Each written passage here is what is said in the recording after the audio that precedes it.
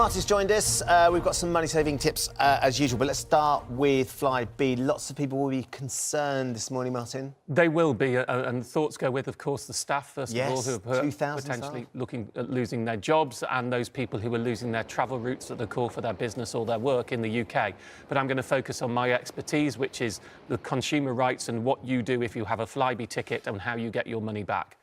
So there's a number of different solutions out there. I've been thinking carefully about how to prioritise them. We have a lot of experience on this, unfortunately, because it's not the first time we've seen airlines go under in the same way. The first thing I'd be looking to do, whether you paid by debit card or credit card, is a chargeback. That is where you ask your card provider, to go to Flybe's bank and ask for the money back, effectively disputing the transaction because you have not received what you paid for. Now, in most cases, that has tended to work in the past, and that would be my preferred situation here. If you have a credit card and you paid over £100, you also have what's called the Section 75 legal rights, which is where the credit card company is jointly liable with the retailer if things have gone wrong. Having said that, credit card companies tend not to like that as much as chargeback, as then they have to pay out as opposed to Flybe's bank paying out. So in the past, chargeback has been quicker and easier. So I'd ask for a chargeback first, even with a credit card transaction over £100, and only if that doesn't work would I then say, then I want to try Section 75. If either of those don't work, because this is a financial transaction, you have a right to go to the Free Financial Ombudsman Service. It can adjudicate both on standard industry practice and fairness, and in the past we've seen these pay out, so if you're not paid out, I would argue that's not standard industry practice. Having said all that, this has worked very well before, so I'm pretty hopeful people will get their money back via these routes. Then, if you had ancillary or knock-on costs because you could not fly, for example, I'd booked a hotel, but I can't get there. If at that point, and the order is deliberate, chargeback, if not Section 75, for knock-on costs, then you would go to your travel insurer for any costs over and above that, but they will tend to only cover you if you have scheduled airline failure cover, which is a specific type of policy. Not all travel insurance will cover you. So that's the sort of main route I would be looking at today. If you're in this situation, I think it is likely you will get your money back for flights that you have not received. It may not be that quick, but it isn't a panic yet. I am only doing this based on past experience, not on knowledge of the Flybe situation, because it's too soon. What do you mean?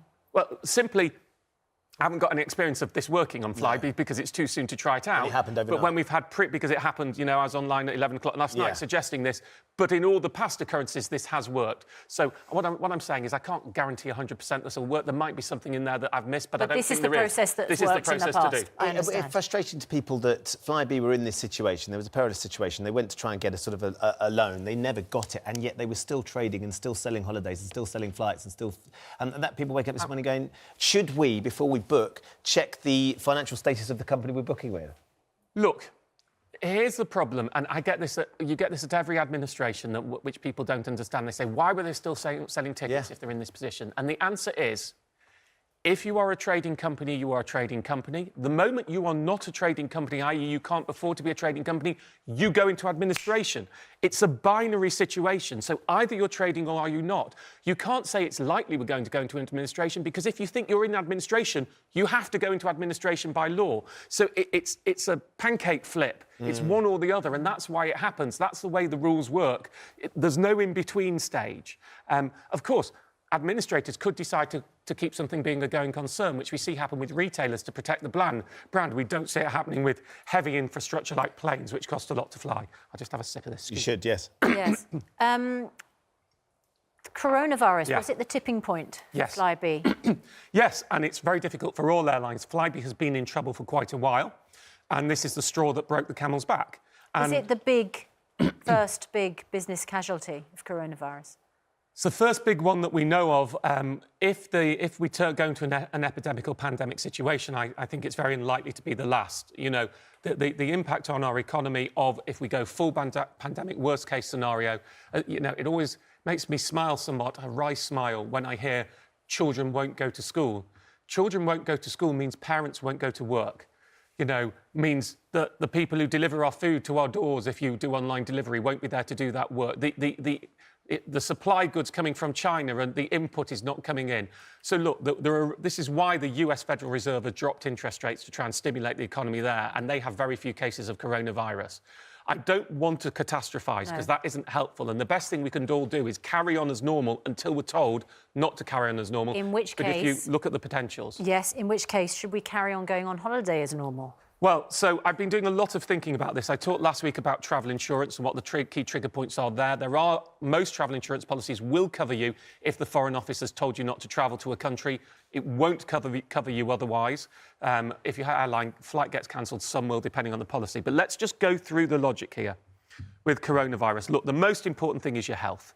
For everything I'm saying is trivial to that. If you're in a vulnerable category, an older person, you've got a lung condition, immune condition, diabetes, then you have to focus on your health first.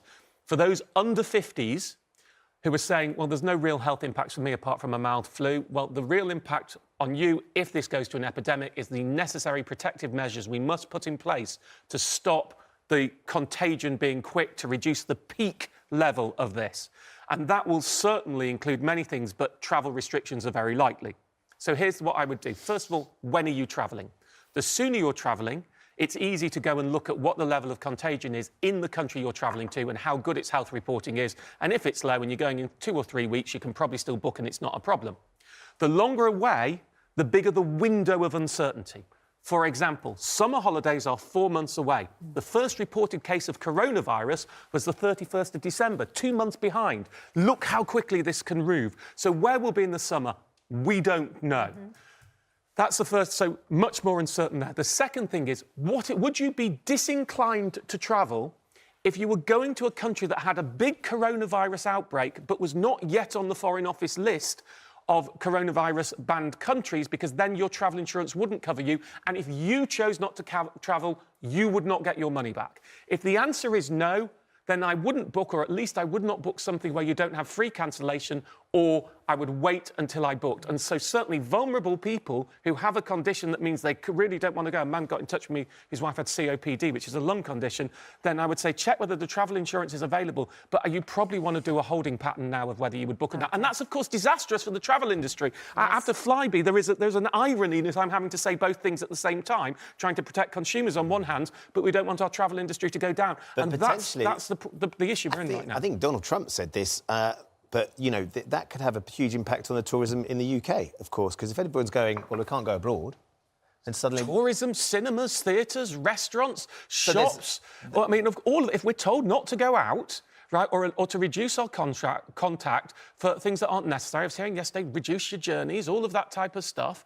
Then, of course, there's a potential knock-on to all of those factors. I think President Trump was saying, actually, it's going to boost domestic tourism. But I think you're right. If people are concerned about social gatherings, it could have a knock-on effect. But we don't know. We don't know what the effect is going to be. Who am I to dispute what President Trump says? Do you have some quickies for us? Yeah, let's do a couple, shall we? To boost everybody's mood. Let's go out and get something cheap. Can I go back to, we should carry on that's the best thing we can all do, is carry on until we get it, and hopefully we don't, hopefully this will be a look back as something trivial with in the UK at least, with hindsight. NatWest and RBS are giving you a free £175 if you switch to their bank accounts. My top pick there would be the reward account. You pay a £2 monthly fee and it gives you £5 back, so you're £3 a month up and you get 175 quid for switching. For that, you have to pay in £1,250 each month, so your salary of a minimum £1,250 going in each month, and you have to switch to it. To get the initial thing, you have to have £1,500 going in. If you don't want to pay in each month, go for its select account, which just gives you the cash. HSBC gives you similar.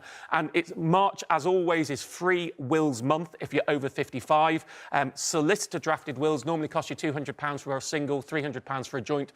For free. They do it in the hopes that you'll leave a bequest to charities. The charities include Age UK, British Heart Foundation, Dogs Trust. I would leave that. This is a charity-based scheme. It's UK-wide, London, Liverpool, Mid Wales, Scotland, except there are some areas who have free wills month in October, like Birmingham, Manchester and Northern Ireland where you can't get it, book as quickly as you can. And as I always say with wills, most important, those of you who are cohabiting but are not married or in a civil partnership, unless you have an agreement, remember, by law, your relationship means nothing. If you don't own the house together, heaven forbid one of you were to go, don't assume the house goes to the other one. And that's why a will's important. Enshrine it in the everybody. A will is a legal document that so you can decide what happens to your assets when you go. Okay. Everybody have a good week and don't panic too much. Don't panic. Martin says. You can see all of his deals on the website, of course, itv.com/GMP. Thank you, Martin.